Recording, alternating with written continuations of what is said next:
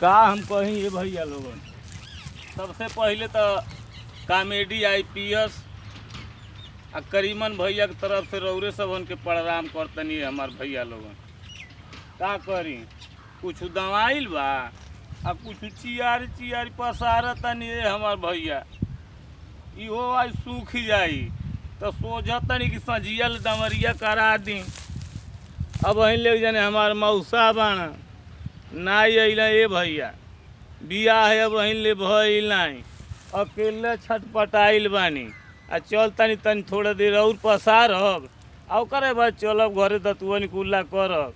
अरे का हम कहीं कुछ कहे के नइखे, का हम कहीं कुछ कहे के नइखे आ चले के बा यहाँ रहे के नइखे। तो ये भैया लगल बानी यही जो तरकुलही माई के मेला लगल बा, अब वहीं ले दर्शन करे के सौभाग्य नाई प्राप्त भइले हमार दादा लोगन।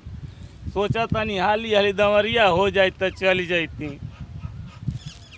सब केहू जात बाटे माई के दुवरिया चैतवा में ना, तू हूँ चली हो सजनवा चैतवा में ना, तू हूँ चली हो सजनवा चैतवा में ना।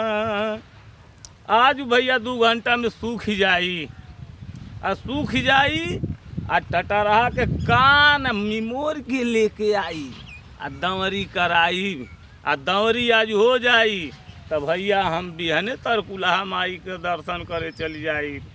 आ भैया हाथ जोड़ के हमार प्रार्थना बरौरे सब हमसे कॉमेडी आईपीएस परिवार के तरफ से प्रार्थना बा कि भैया आप लोग अधिक से अधिक फॉलो करें, कमेंट करें, शेयर करें। धन्यवाद। जय हिंद, जय भारत।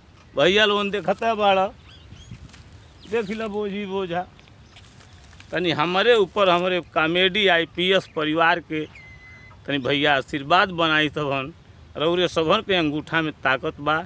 जय हिंद, जय भारत।